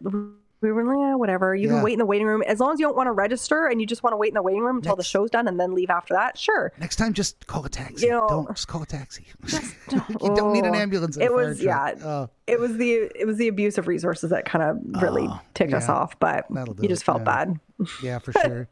Well, so the situation you were dealing with in real life, as it was represented in the dream with these kids, was you did have kids that were exactly their same age or close enough that it was. So there's a strong connection there. Very of close. Like, I know this family that I'm caring for. Oh, they have kids the same age as mine or close enough. And so very reasonable that you would probably see it in your dream. And that my thought or suggestion of that would be, like, why did they show up is that you're thinking about being, your kids and being away from your kids and how these kids are the same age as yours. And, well, what if this was happening to my kids? And so even in your sleep or whatever, or especially in your sleep, perhaps while you're trying to take a rest, you would perhaps give yourself a visual image of, well, they're near me. I am between them and the world, the door, they're contained, they're safe. They're not, I'm not gonna have to jump up to save them from running out the door because they're going to have to get past me first anyway. So a lot of there's a theory that Freud put forward, or some other people before him too, but that dreams are sleep preservers in the way that if we have things like hunger, we feel hungry or cold or whatever, we might dream about it instead of doing something about it. So in a way that helps us stay asleep. So there's something to that in the dream type of thing of like giving yourself permission to rest is part like, the kids I'm responsible for, or kids that remind me so much of my own that it's as if I'm caring for my own kids, they're safe enough that I can allow myself this time to breathe and rest and restore. So there's maybe something like that going on. I see you nodding, like this feels right to you, or yeah, it makes sense, right? Because they were in and out so frequently. Yeah, over the course of that year that it was set, group of people, and we would get a different answer if I said, "Hey, did you know anyone like that?" You go, "No." Well, then we go a completely different direction, and we'd start looking for, okay, well, why did you need to see your kids in the dream, right there, but kids that were not your kids. And actually, now that you look back on it, or did they appear to be those two boys specifically, or actually just more generic? It was it was dark. Like it felt like it was dark. I kind of just saw the back of their heads. I didn't see skin tone or color, which would have I don't as far as think so, but again, it could have been. Well, sure. I don't know. What I mean by that is that it wasn't them specifically, as in the impression from the dream would have been, yes, it was definitely them. I saw them. It was them. It was those boys specifically. If it wasn't, then it's a little different look at that scenario. Sometimes we take a category of thing and we say, okay, here's a representation of the category. Close enough. You get it. Our brain sometimes doesn't go into extra detail unless it's necessary or relevant to the message we're trying to get across, or the concept we're trying to understand. It goes as far as it needs to and says, okay, you get it, and you move on. And honestly, that's actually the moving on point, is like, okay, you get it. We've come to a conclusion here. One thought or idea has been bookended onto the next, the next connecting idea. Did you have any sense of what they were doing on the floor? You said playing. They were building. I think just blocks. playing. They were talking to each other. They were. Was it blocks or was it cars? There was some it could kind have been of either toy, blocks or cars, or the impression of a toy. Children's toy. Okay. Yes. Yeah. And observing them, it was brief. You became aware of their presence. You look over, they're safe. You go back to sleep in the dream. It was all pretty quick. Well, it kind of freaked me out to the point where I was like, I need to get up. That's right. Okay, I was conflating the two. You told me about the second one. This one actually was other disturbing. One. Yeah. It's like, what are these kids doing here? To the point of they like, should not be here. Yeah.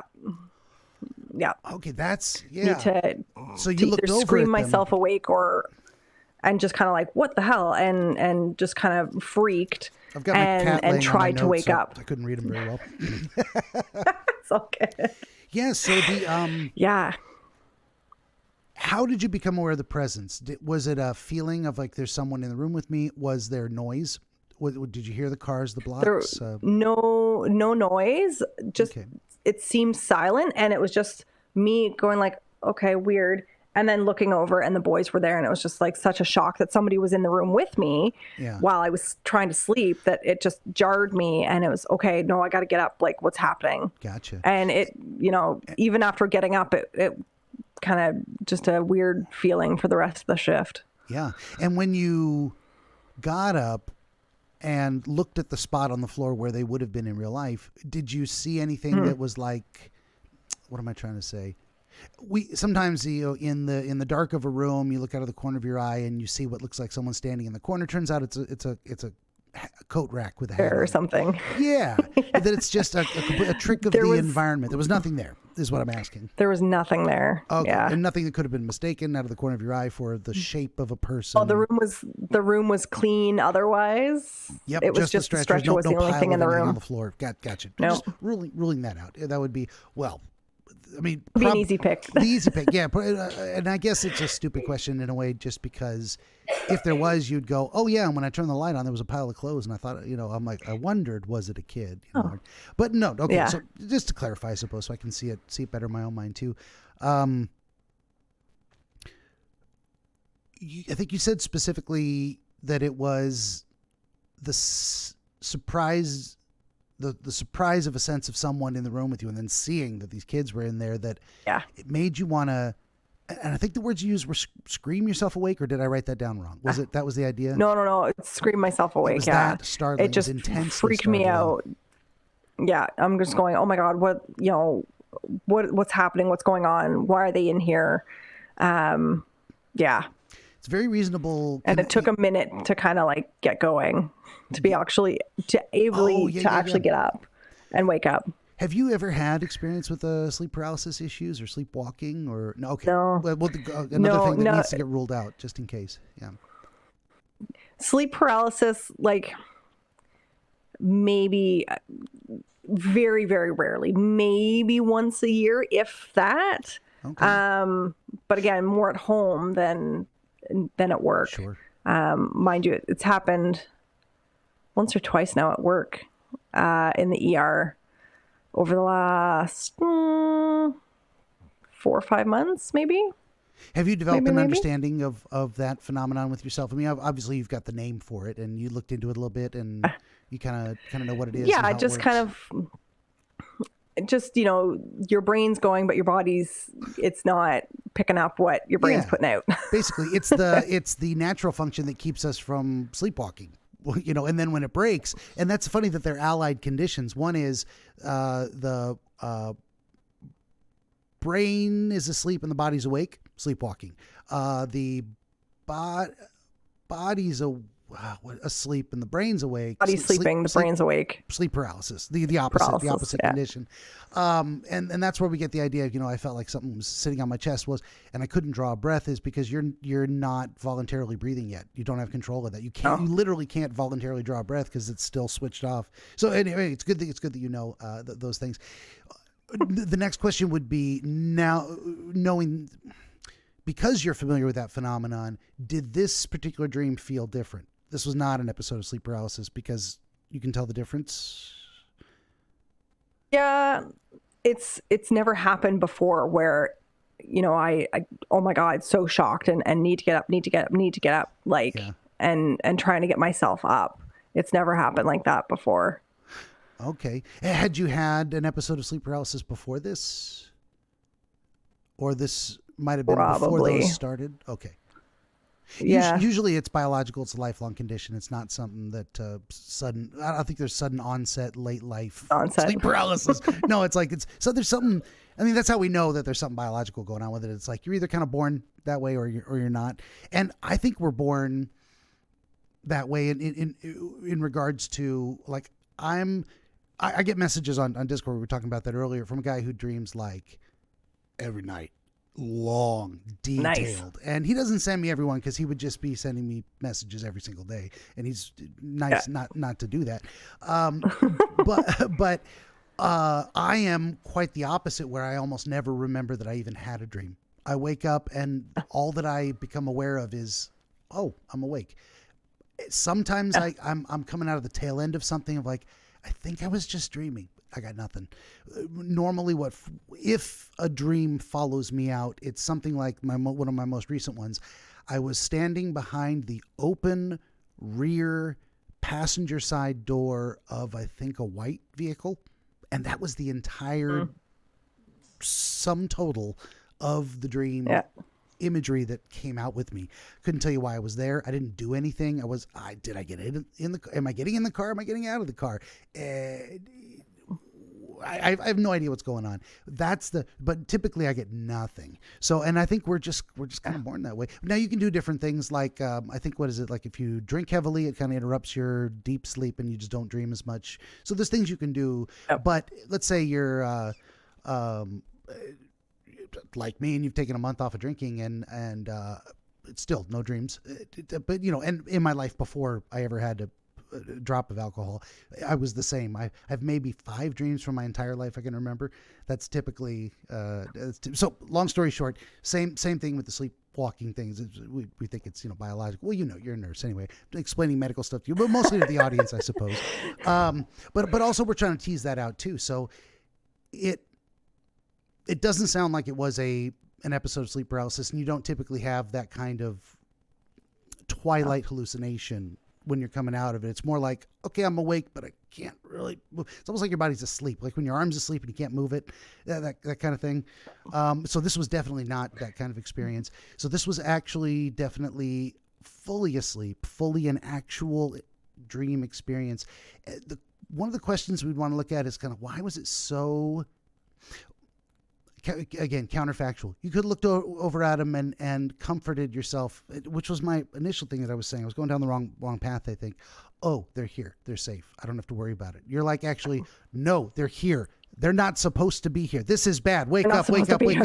Yeah. Very interesting. It's maybe we go a different direction with that, which is, and this is something I thought from the very beginning, but I like to not lean into I like to ask questions first before I start making suggestions. Absolutely. One thing that occurred to me, which sounded like a possible explanation, and seems more likely the further we go, the idea of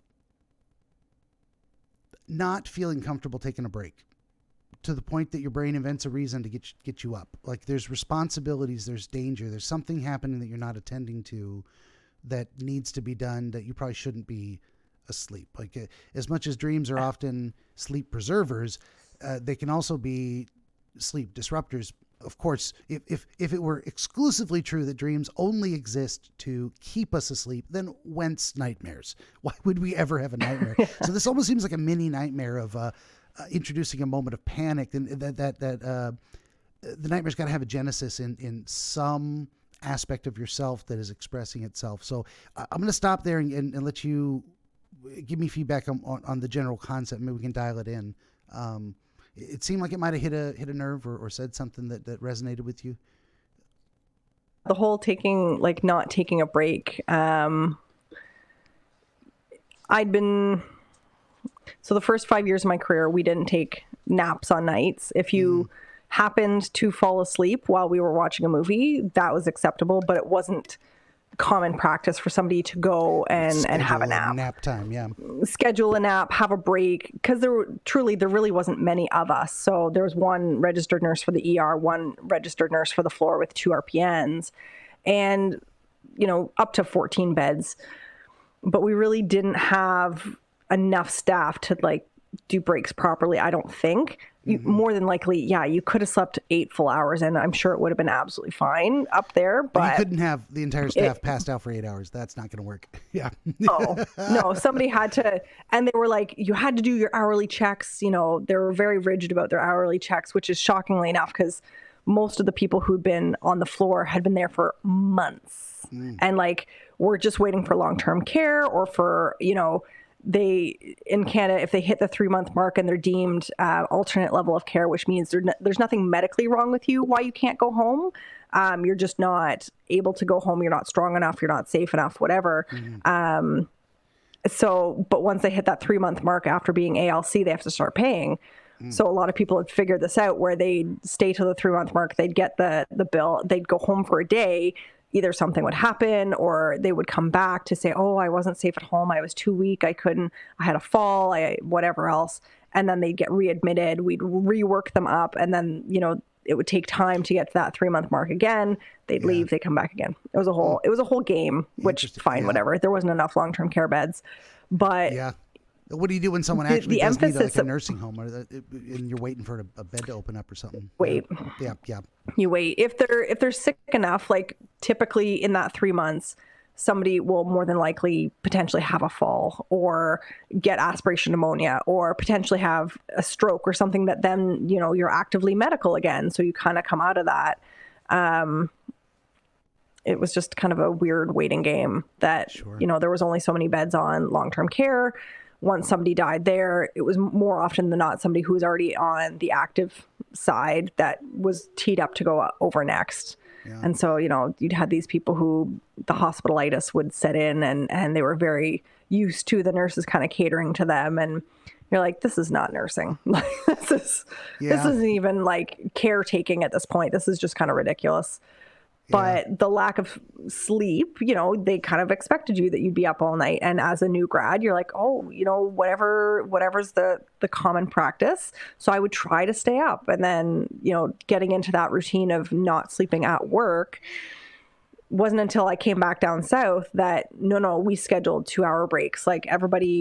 We were right on it. Everybody went for naps. That was a more than accepted practice. So it was 5 years of that before...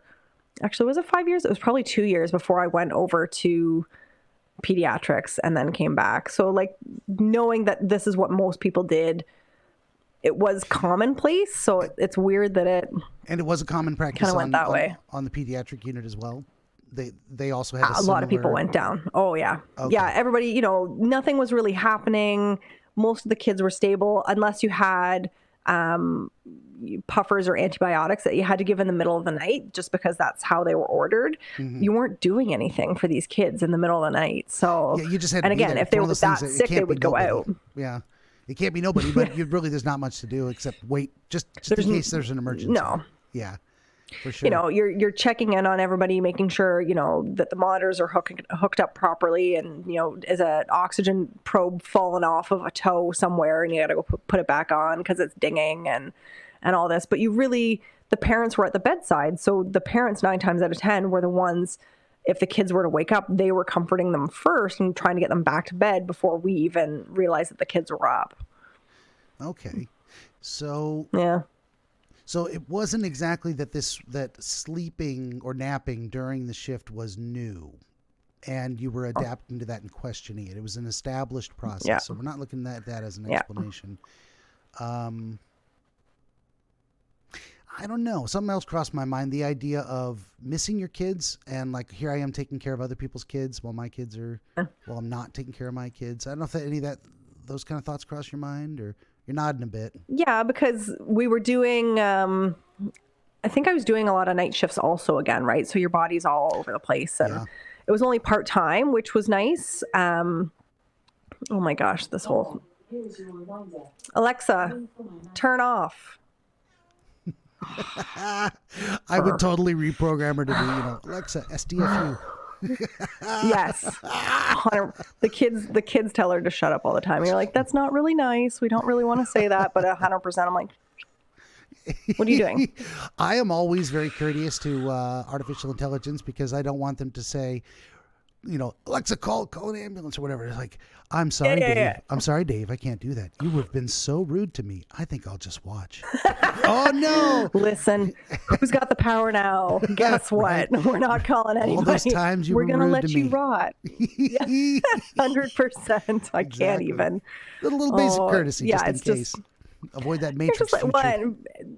And a very Canadian thing. You're trying to, this is just how we are. So it's like, just stop. We're not telling her to be quiet kind of thing. Yeah.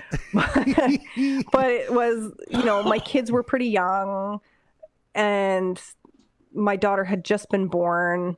I had just been back after 10 months because I went back early with both. Mm-hmm. And the thought of taking care of other people's kids while you're missing your own, it's a weird dichotomy of thinking.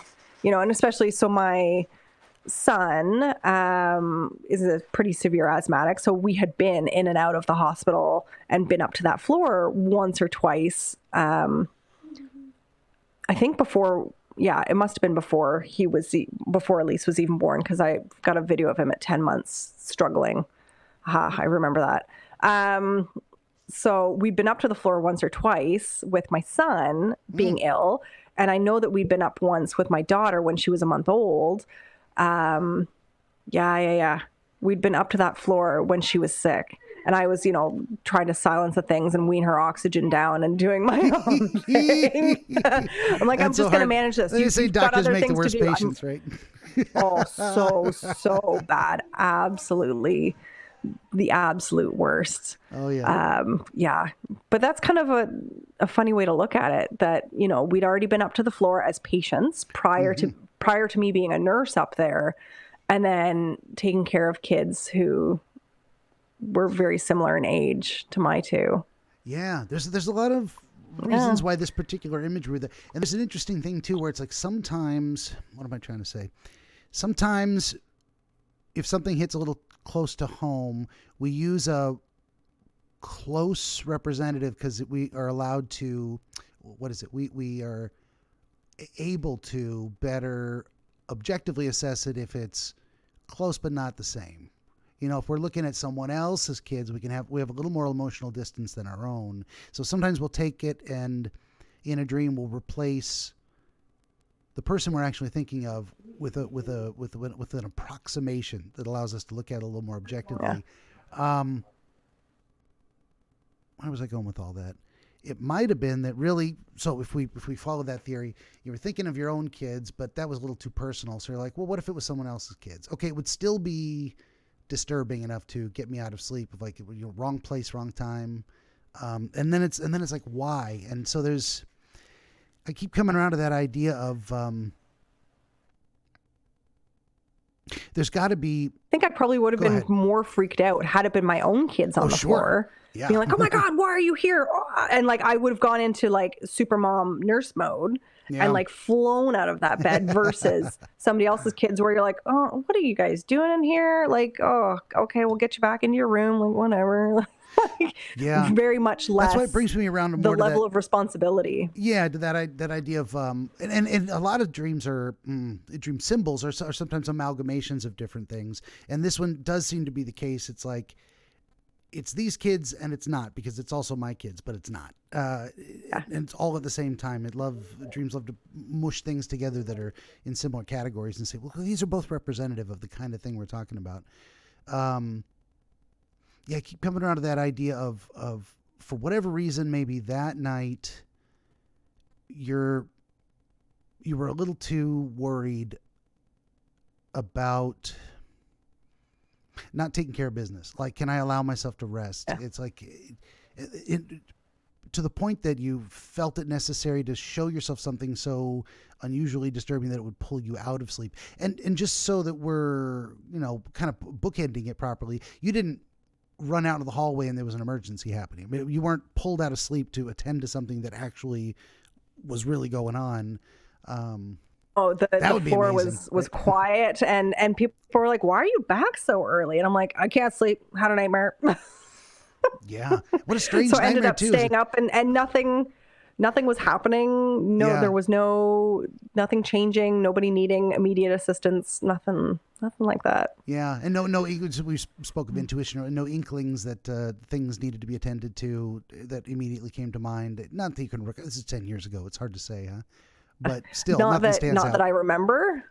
The chance of there being a puffer that I didn't want to forget or an IV antibiotic that I didn't want to forget is highly likely, because a lot of the antibiotics and the puffers were being given like every 4-ish hours. Gotcha. So, kind of worked myself up that, midnight and 6, or if maybe one was off schedule and, it's at a weird time where we weren't expecting it to be, I stress out about those because I'm like, I just don't want to miss it. Oh no. And I will. That's my biggest thing is like, you get me on a routine. I am like a clock.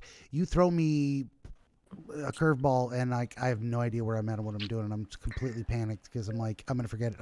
Yeah. And then I work myself up into don't forget, and then a moment of inattention goes by out the door. You remember that it was a movie, I think it was called Memento. I don't know if you ever saw that. It was as I loved Memento. It was so good. I'm that guy. Don't forget. Hi, who are you? Yeah, gone. Gone. Yeah. So that would it's like a self-fulfilling prophecy. The problem is I always feel like I'm forgetting something, and sometimes I am. It just never goes away because I'm almost always forgetting something. So I mean, that's why I have my routines. Like I pat my pockets with wallet, keys, phone, that kind of thing. I'm like, I think that's it. Let me know if I forgot anything, or then I'll get out to the car and I'll go, oh, I can't get into the car. I don't have my keys. Well, shit. That's a good reminder. So if you set up certain systems like that. Like, wait a second. For sure. What's happening? Boy. He's napping on my notes. He's such a cutie pie. He does we call it the bunny arms with his hands. Got the little T-Rex hands. Yep. I love it. He's such a cute old man. Well, do you feel like we talked about it enough that you have a better understanding of it? I feel like we don't have a narrative. Like we don't have a solid answer that really kind of ties it all together. I kind of prefer it when I can do that, but maybe I'm rusty. Maybe I'm out of practice. Maybe this one didn't need that much explanation. Well, and the dream's old. The dream's old, right? If so they're really it's hard fresh to... and we can go with current events, that's a much better type of thing. It changes everything. Yeah. But no, it makes a lot of sense with, worrying about my kids, and it was probably fairly fresh from coming back off of mat leave and trying to get back into the routine of nursing, and I don't want to forget, and and a new floor. Like I came back and went pretty quickly to peds. So, you know, not just coming back, but then coming back to a new floor and a whole new set of people and a new building and, you know, a different site. So I had to drive to a different site that was, you know, all over the place kind of thing. So it's probably more than likely what that was. There you go. Well, and sometimes the epiphany or explanation of the dream isn't all that profound. Sometimes it's sometimes I want it to be bigger than it is. And sometimes dreams are very simple. Your brain's always turning over, so sometimes you just remember something that wasn't that groundbreaking or anything like that. But I think you just did a better job of explaining the constellation of ideas around it than I was able to reproduce from my own mind from my notes. That's usually what I do. I'm like, here's all the pieces and how they fit together. But here's the rainbow. but at the very least, these were a lot of things maybe you hadn't considered previously as to the reason why this dream might have come to you in this way. Well, good. Usually that's enough. We got something. It's nice to go to kind of look back and go like, oh, yeah, no, that makes a lot of sense now as to like why that was happening the way it happened and why it stuck so hard and all this kind of, you're like, oh, okay. All right. Yeah, fair enough. There were a lot of changes going around, not just, you know, mother changes and identity, you know, changes, and then going back to work and working in not just a new area, but a new hospital and, and, you know, all those kind of, and then the spiritual aspect of it and falling down that rabbit hole. So no, there was a lot of change and upheaval. We might get into that a little bit more, that it might have a connection, but it seems like it didn't. And that's fine. Like what we don't want to do is reach for a conclusion we've decided ahead of time. We want to let it be what it is. And we did. So well, if you're satisfied by the by the discussion around it and you don't have more questions, we could probably wrap it up. Sounds good. Okay. So, oh, wow, he's drooling. Oh, buddy boy. Oh, and this guy's falling over. So comfortable. Oh, they're not going to let me end the show. Seriously, the notes are completely smeared. That's hilarious. It's amazing. Jeez, boy. It's fantastic. I know. He's like, what? I saw What'd I do? A funny video. You know, they do the little, I don't know if it's from TikTok, they had a compilation or whatnot. And it was cats that had come back from being neutered or surgeries and whatnot. Oh my God, high. Yes. And so they had this one orange cat. God. He's sitting there making like a stupid face, and there's drool, and they were holding up a tape measure next to it. It was a good 5.5, 6 inches of drool hanging there, and the person on the video was just cracking up. Oh, that was hilarious. God, that's so funny. I know this boy's going to get his operation pretty soon. We gotta, before he starts spraying. Oh, of course, Bubba. Right? Bubba. I was gonna tell you the answer, like where his name came from on that, why we call him that. Might as well wrap up the show that way. So my wife is we are the unofficial neighborhood rescue, cat rescue. She just walks around. She's walking to the store, mew mew in the bushes, and now we have cat distribution system has found her multiple times. Needs to distribute a little more equitably to other people. It distributes to us all of them. Too often. So she finds and she's like, oh, you poorly, it's crying. Well, you must be hungry and cold and whatnot. And so bring it in. And he was so hungry that he couldn't wait for her to open a little packet of tuna. And this was not a can, but one of those plastic bags. Squeezy, yeah. And so she pulled it open and went to open it up, and he was chewing on the plastic, and he cut his lip, and so it made her think of that character from Bubba Gump. Bubba Gump. Bubba Gump. Yep, exactly. Now he's fine now, and his lip healed, and everything was fine, but he was so starving, so we call him Bubba. Yeah, he's my little Bubba boy. Well, and my Bubba, so Wyatt, I was reading a romance novel at the time that we had him. Just a really trippy Harlequin typical romance. And I don't typically read romances with kids because I'm like, spoils it. And so sure enough, it's the woman, she's got a child, and the cowboy comes in to save her, and they name the kid Bubba. I'm like, what a stupid nickname for a baby. Like, why would you name a baby Bubba? I'm like, that's ridiculous. And I was in my head constantly, like, just driving down this name. Sure enough, Bubba all the time. Bubba. Yeah. Like, it's just stuck. It's so funny. Yeah. And I think I love the way my wife says it too. And I think I've started to say, Bubba boy. It sounds like baby boy, like that. Bubba. That's cute. Okay, well, I was looking at the wrong notes anyway. I was like, I can't read these. This is what it is. All right, so we've come to the end of the show. We did the thing. This has been our friend Jen Johnson from Ontario, Canada. I got it right this time. She is a wife, mother of 2, ER nurse, and now an author. Her book is Nursing Intuition: How to Trust Your Gut, Save Your Sanity, and I can't read my own handwriting. Survive your career. You can get it, and actually, it's right in the background, right there. RxForGrowth. It's in the background. I just noticed that. So, well, there you go. That works. All right, and then for my part, would you kindly like, share, subscribe, tell your friends? Always need more volunteer dreamers. Video game streams, 5 p.m. to 8 p.m. Pacific, Monday through Friday. Most days. This episode brought to you in part by ABC Book 8, The Literature and Curiosity of Dreams, part of a volume 1, part of a 2-volume set. All this and more, of course, at BenjaminTheDreamWizard.com. Also, you can go to BenjaminTheDreamWizard.locals.com, become a member of the community there, free to join, attached to my Rumble account. One of the best ways to reach out to me. And that's it, Jen. Thank you for being here and for such a fascinating glimpse into your life and mind and dreams. I appreciate it. Thank you so much for having me. It's been an absolute pleasure. Good deal. And everybody out there, thank you for listening. We'll see you next time.